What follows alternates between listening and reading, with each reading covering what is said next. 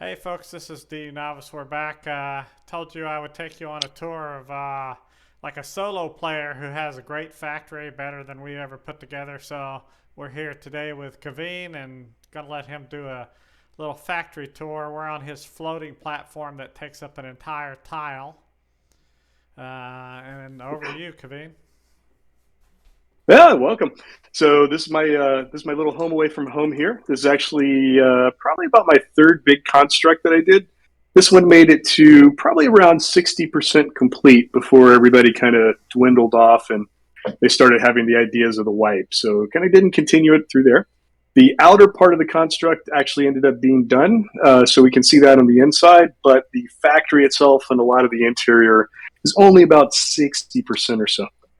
So just as an example here, we have a very large landing pad, obviously. We have the center construct, which does have the factory in it, but also some landing bays. We have a handy dandy door, a little bit of an entry control system, so you can see on the screen when people come in, all the little handy things like that.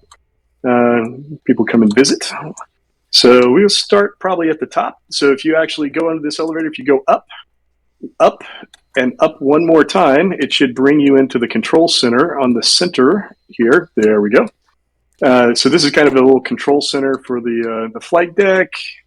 We have the magic buttons over here that turn the various force fields around the edges into either automated mode or on or off. So you can lock them so they stay locked. You can turn it so that they automatically go off when somebody gets close to them. A bunch of different options there, but just kind of a little observation. So from here, if we go down one, we'll actually see one of the under construction areas. So this was a little bit of new voxel work that I was working on, a little bit of an observation area. You can kind of see the interior space. This is out each direction. Each wing is about 3 large cores deep. So it's about 3 large cores deep and 2 large cores wide and 4 wings going out from the center core. If you actually come up here, I essentially run out of space in the main core. So what I had started doing before we kind of shut down is building this core out as a storage core. So over here, you see the storage containers started to get built out. Those would have gone all the way back eventually. But an interesting effect, you can't move things between cores. So that's a limitation of DU. But these panels right here are actually in the overlap zone between two cores. And the ones that are green are actually in that storage core that's adjacent to the main core. And the green ones were the factory core. This is the core we're in. And then the yellow one is actually the container hub in the other core. So even though the container hubs are right next to each other, they're actually in different cores because there's a little bit of an overlap. So that's kind of a neat effect and a nifty trick so that you can kind of expand your stuff out a little bit. So again, this floor was largely incomplete.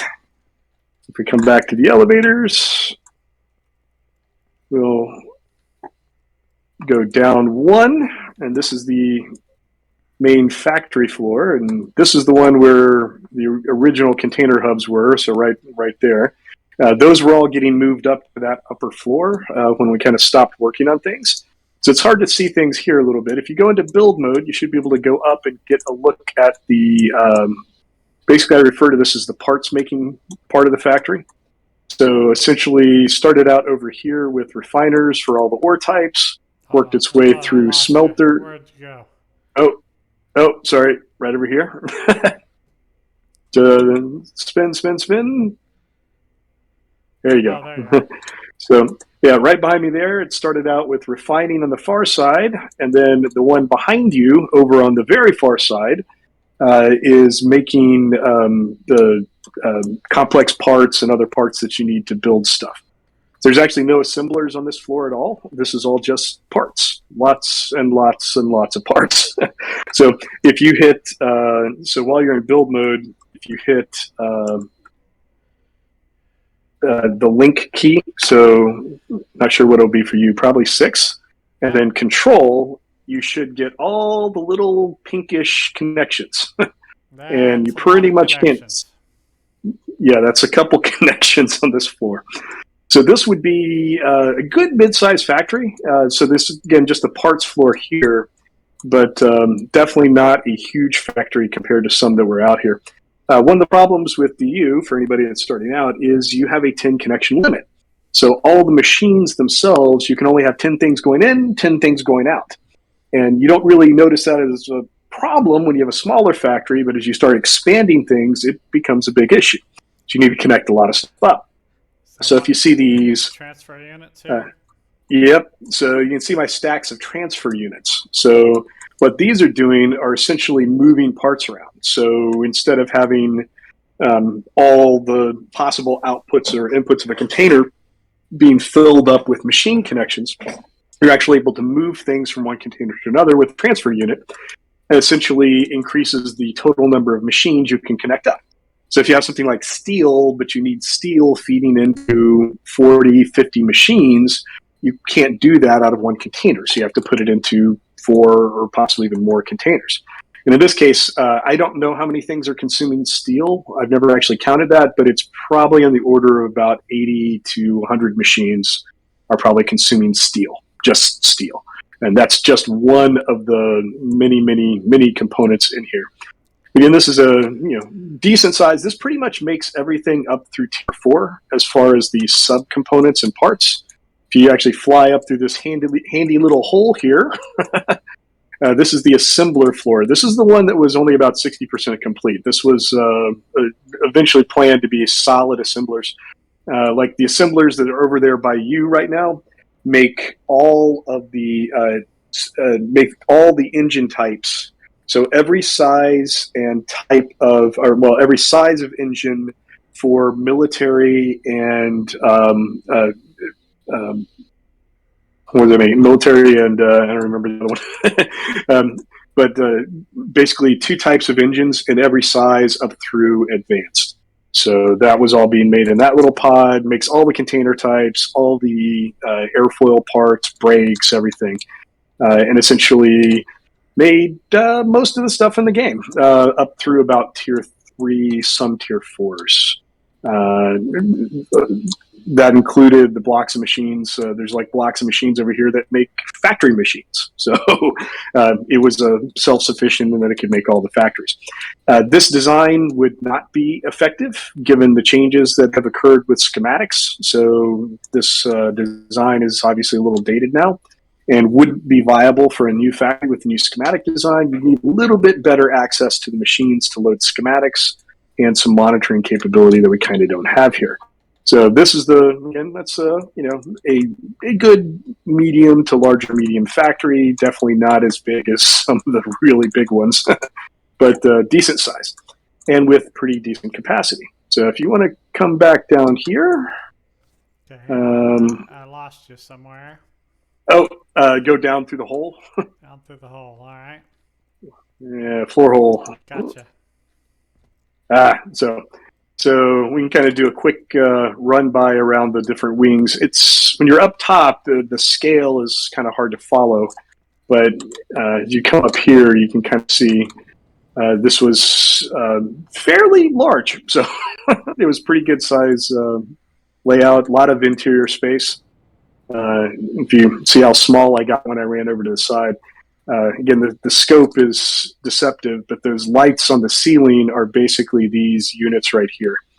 So for scale, so gives you an idea of how big the space actually is, which is kind of hard to see. Yeah. But so we're going to have a storage wing, a voxel library wing, a ship construction wing, and then a miscellaneous one for testing and trial. Let's see what we use all this for. Some interesting stuff. So if you're interested, if anybody is joining the game, they're interested in the creative side. So you might have to go into build mode. Oh, I lost you. Yeah, if you come up here. Yep. So here's just an example. This was a voxel project that I was working on. So you can kind of see the parts. I was actually building a custom voxel kit library, whatever you want to call it, to make it easy to copy and paste the observation deck windows that we saw upstairs. So this is kind of just the workshop area. So this is an example of where I was working on the voxel, again, kind of before we kind of ceased playing when the whole wipe rumors and such came out. Again, that's just an example of one aspect of the gameplay. So if you're interested in that type of thing, you set up a voxel library and you start making stuff. Over on the voxel library wing, I did not have everything I had deployed, but you can see some kits that I bought from other people, a lot of stuff I did myself, and that's basically that part. So I'm going to drop off the edge here, kind of come back to the center elevator. So and there's a everybody's gonna think that all you do is play full time and that you must not work. I'm gonna tell these guys that you have a full time job and you're still able to do this. Oh yeah, but this is also quite a bit of effort and time, and this is the third major factory that I've built. So this was not the first one, so it gets a lot easier kind of as you go through it. So it's a little harder to see here up top, but if you'll have to go into build mode to get down here. This was the original storage area, so it kind of had it hidden out of the way underneath this hatch. But if you come down here and hit the control key again, you can see that all these are linked up to those container hubs up there. Yeah. So this is your input to all your factories. A lot of it's output, actually. So a lot of these were the output. Some of it is ore input. So the larger containers, a lot of those are ore input, but quite a few of them are output. So you'd be surprised how many containers you need to store a whole lot of extra large space engines. It's quite a few containers, as it turns out. True. So that's example. That's part of the reason I was running out of space and had to move storage in the other cores. I just didn't have enough room to put containers down there. So let's see. We can go down one level in this elevator here. And this was my observation deck that I never finished decorating. But now, what people probably didn't notice on that giant landing pad that basically covers a tile is we're all about 1,000 meters up. The reason we were 1,000 meters up is because that's your anti-grav height. So anti-grav ships could basically just float in, float on and off the landing deck up top. And we're up on a tower. So this was the observation deck. You can basically see all the way around. It's all nice and glassed in. And as a really nifty example, I don't know if you've showed them this yet, but what we're about to see, this side is the down elevators. The reason we have two elevators in the stack here is I overlaid the elevators so that we can actually use the elevators to cross multiple cores and go all the way to well into the middle of the mountain, all the way up to 1,000 meters above the mountain. So we're kind of on top of the mountain here. So we'll go down 1, 2, 3, 4, 5, 6. So you go down 6, we'll get to the actual base. So if you were to perhaps fall off the landing deck, which, if I recall, somebody I think did that once. I don't know. Yeah, don't have to rub it in. Yeah. So if you come out here and you can look up, you can kind of see a little bit of the scope of what the landing deck looks like. But looking up, you can see the kind of the shape, and you can see where the observation deck was up there. And normally, for the new players, the elevators won't work between cores. So that overlap trick that I was using with the container hubs, you can do the same thing with elevators. And you can kind of see that back in the center part here. You'll see in this, because there's glass here, that there's elevators right above and below each other. So for the down elevator, the top elevator, you're unidirectional when you do this. So you can only go up or down on the elevator set. But the down stack, the elevator from the lower core is actually above the elevator from the upper core. And then you switch that around for the up elevators. And when you appear on the elevator, because there's another elevator there, you kind of end up standing on top of it. That allows you to make the multi-core elevators. They are directional, though. So this one is kind of neat. So you can look down the little hole here, but we can kind of go all the way to the bottom on the down stack here. If you're looking down or up when you do it, it's kind of neat, too. This was the local mining area. So this particular area, and you can see behind us over here, there's there's a set of mining units running there, and then each of these pathways was going down to a corner of the tile, and on each of, or not each, but 3 of the 6 corners of the tile, there are 2 mining units in the adjacent tiles at the end of each of these passages. So there's a total of 6 mining units at the end of the 3 corridors, and then the 1 set of mining units here. So just right under this base, there were basically 7 times 4 mining units, so 28 mining units, all in this immediate area. So if you look at the mining unit video I made the other day where I talk about a bloom or a flower, that's what he's got here. This is the center. Yep. And all these tunnels lead out to his other ones to get you the 1 surrounded by the 6, which I call a bloom. Yep. And with the larger setups like this, you get a very nice adjacency bonus. So if you own all the tiles where all the mining units are, you get a significant bonus for mining. In this particular case, I chose this area because I like the mountain. So I wanted to put the base on top of a mountain, and the mining efficiency is not very good. So I actually had some other tile blooms that specialized in other ore types. Some of those are on Alioth, but a lot of them are on other planets. So to support the little factory upstairs there, so you had mining outposts on 5 other planets besides Alioth in total. So, and this one, our up elevator is here, the one that's slightly raised, so we can kind of go back up. And if you want to just keep hitting up, keep hitting up and up and up and up. I don't know if this will happen to you. There's one up here. Sometimes the elevator doesn't spawn in super fast, so you may have to wait for a second for one of them to spawn in. Eventually, we will get to the very top of the construct. Oh, there we go. Yeah, so I just had some various stuff parked up here. So there was a space elevator there. But you can come over to the edge. You can see the Battlestar Galactica is hanging out over there on the far side. That is a large core construct, and you can see how small it looks on the landing deck here. But this was the full scope of the landing deck. Unfortunately, a lot of the stuff was, a lot of my cores were broken down, and I deleted a lot of stuff at this point. Here's a handy dandy little seat that you can use. So you can actually hop into that seat and go into 3rd-person mode, and you can get a view of the entire thing. Nice. Yeah, or kind of a view of the entire thing. That's pretty much it. So that's the little base. You can see some of the other little fun projects I have going on over here. So I know new players are probably interested in being able to, build a decent ship right off the bat. And part of what I had here is just a little project. These are just a little line of scooters that are actually built using the parts that you get with the cursor scooter and the pilot outpost.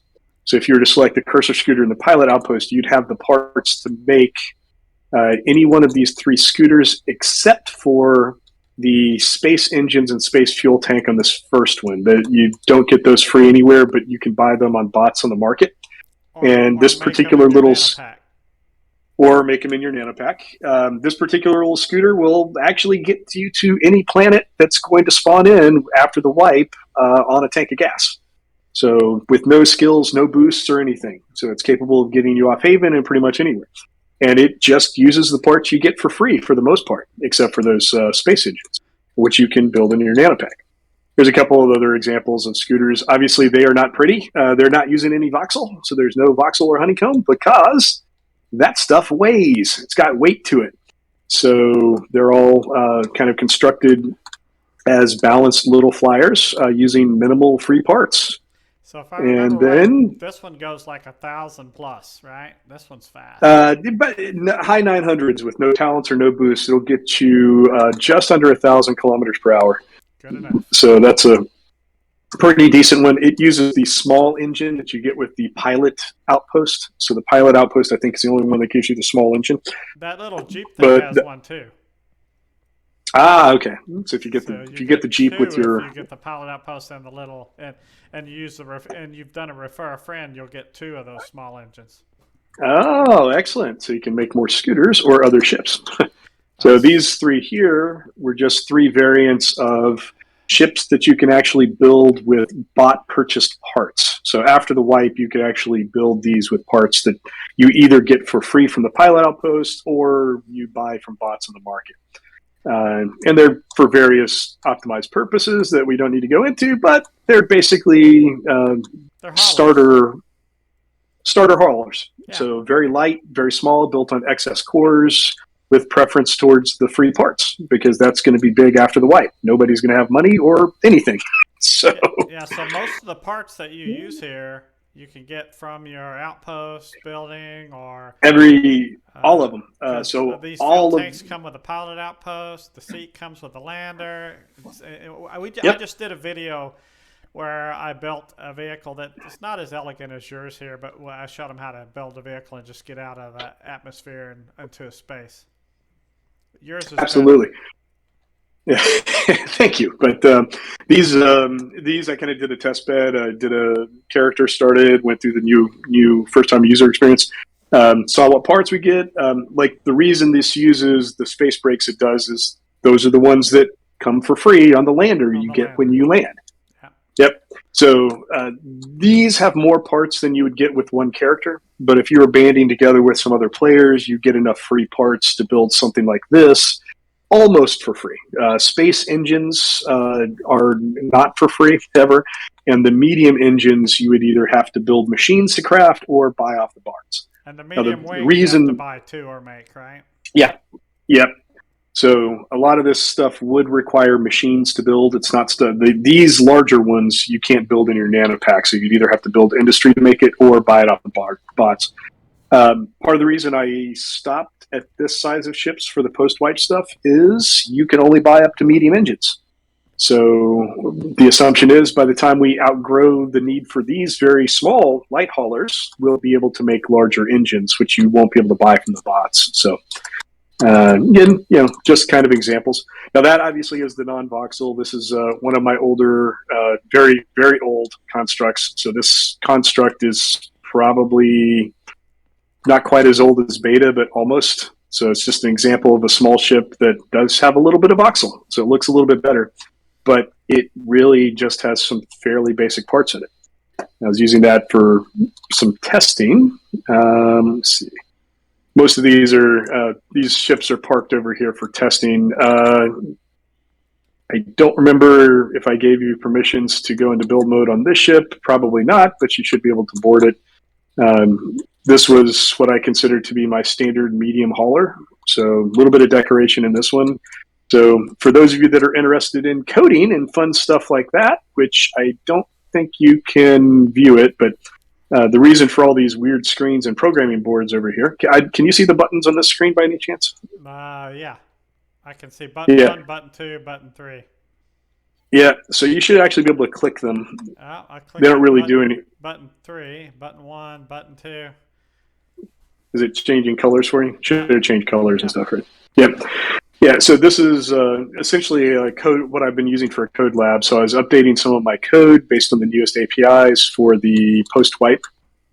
For instance, what you see on this board up here, I think I can start some of these. These programming boards are all attached to the various fuel tanks in the ship. And that weird text up there is just for diagnostics, but that's reading the fuel tanks on the ship using different programming boards and then storing them all in a data bank so that you're getting around that 10 connection limit again. So normally when you have a lot of fuel tanks, like if we go to the back of this ship, you see we have a couple of fuel tanks on this one. But if you have a lot of fuel tanks and things like that, they require a lot of connections and it fills up all the slots on your seats.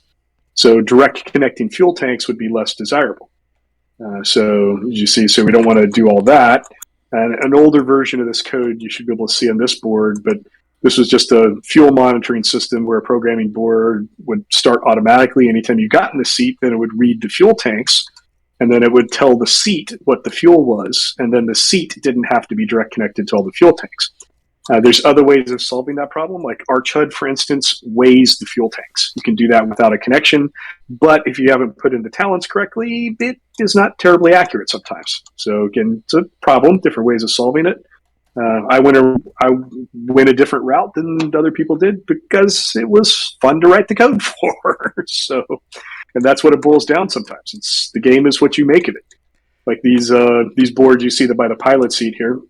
There's a damage board and the fuel board. That fuel board is actually coming from the programming board in the back of the ship.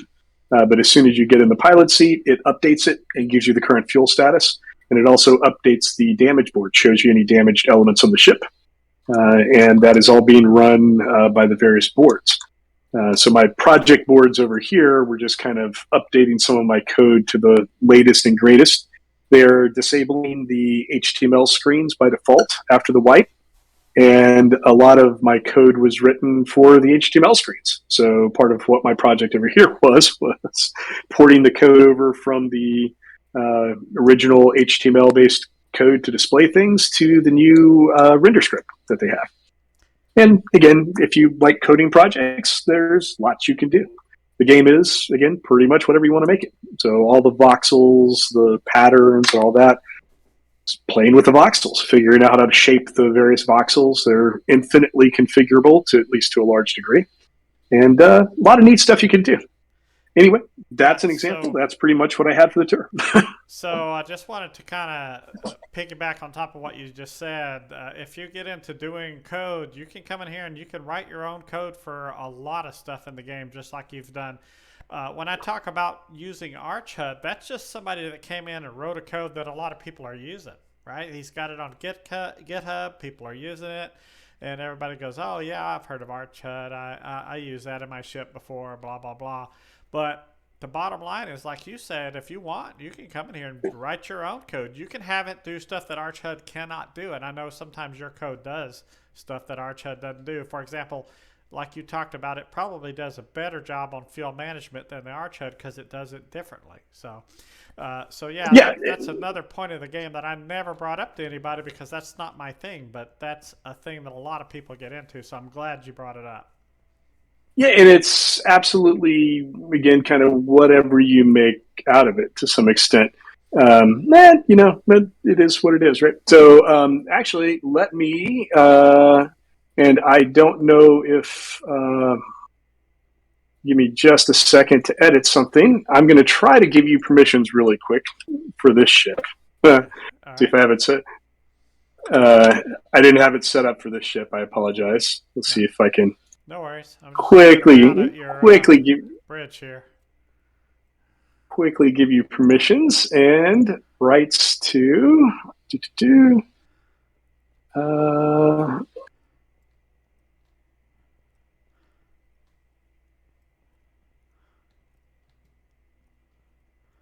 okay, you might be able to get into the seat now, maybe. So if you were to get into this seat, the one that's kind of pulled back a little bit, this was the test seat. Let's see if you can hop into that. I might have to give you another right, though. Which one? This one? The one, that one. I can get into this one. I can't get into the other one. I can get in this one. Oh, you can't. Yeah, let me. So not that one. Let me. RDMS. Really quickly. Oh, holy cow! Greetings, Commander Amguy 55555. So it reads. Oh, that's. So I'm using a that different character right now, just so you guys know. My DU novice guy's still in Haven, so I came over here with another one. So that is actually a script called DU Damage. So somebody else wrote that. It's available on GitHub. So that's actually a really handy one for the damage view. So mine is not as good as DU Damage, as a matter of fact. DU Damage actually does a really good job of showing you damage components of the ship, what you have to do to repair things and stuff like that. But mine kind of displays it while you're flying. So it's a little bit different use case, right? So it is not as good as what DU Damage does. And you can find that with a lot of different scripts. Some scripts that people have written will do really good things for some things, and others will do really good things for other things. And a lot of it is, again, what you want to do, what you want to do with the game, what you're interested in doing, things like that. So I'm adding some rights on right here. So Can you get in that one now? Yeah, I'm in the pilot mode, and I'm in the the view where I can see everything from outside the ship. Ah, excellent. So that one should have one of my semi-updated HUDs. Yep. So that one looks a little bit different than Arch HUD. That one is actually one of my test ones. So the menu in the upper left-hand corner is not complete, but it's just an example of a player-written HUD. So, for instance, that is just code that I wrote actually most of it about a year ago, and I was just updating it for use after the wipe because they changed some of the API.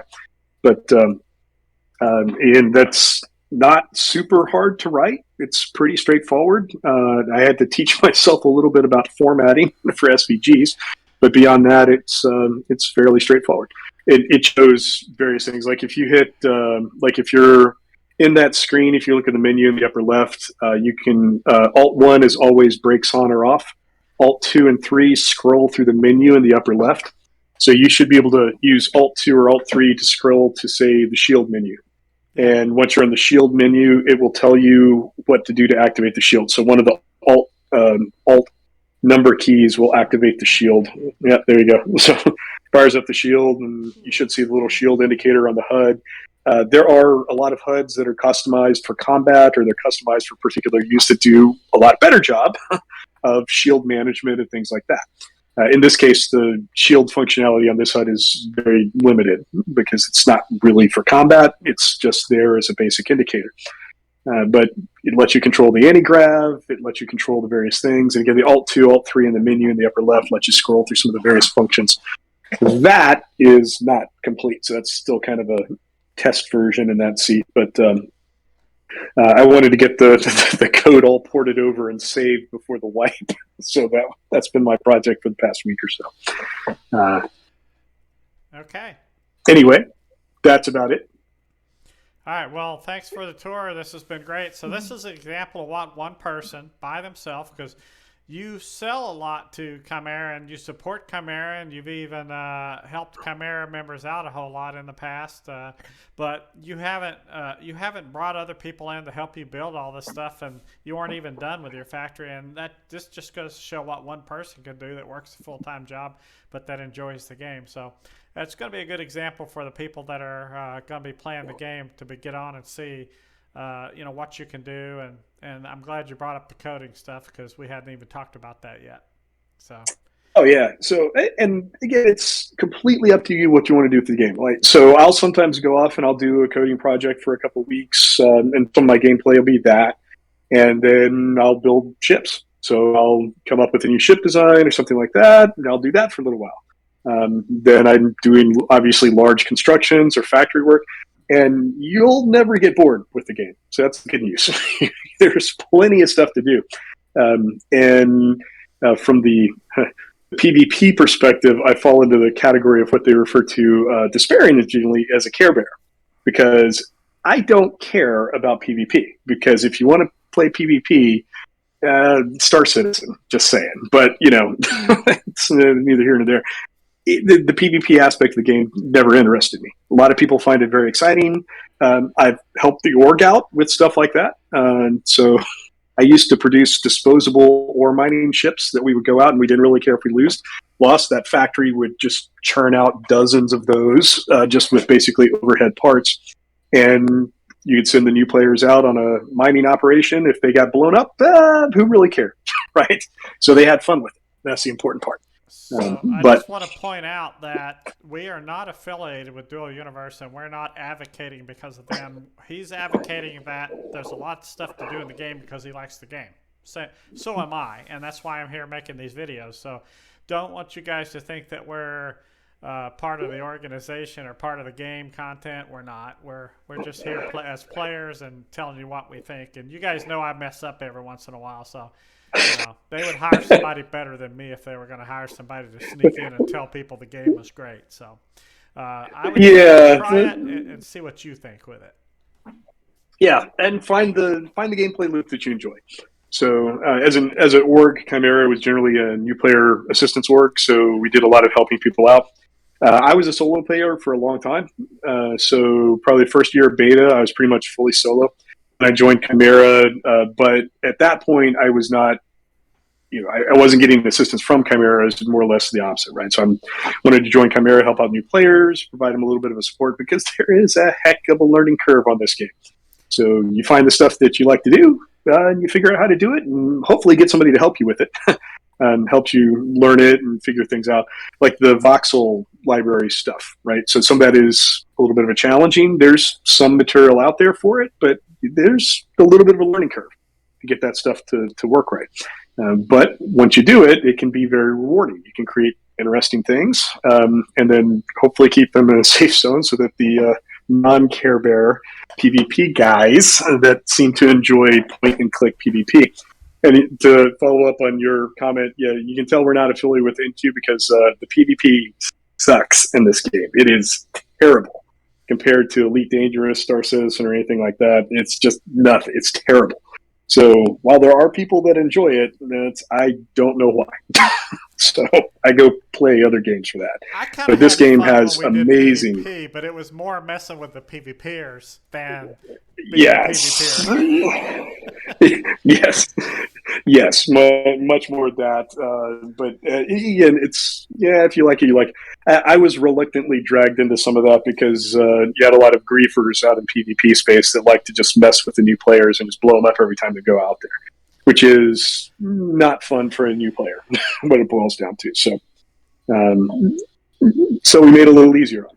So part of the space station that you showed in a different video, not the part that you saw, but there was actually a launch bay down below there for literally disposable ships. So I was cranking out a bunch of disposable ships out of the factory here, spawning them up there, and if somebody wanted to take them out to an asteroid and they got blown up, it was really no big deal.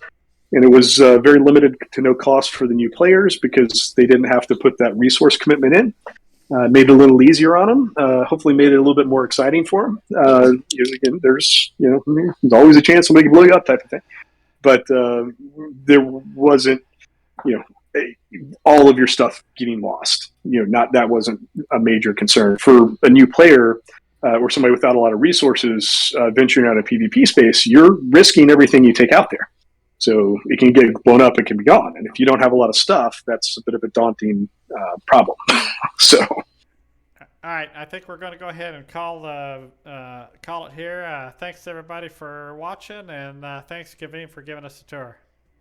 No problem. Have a good one. Yeah.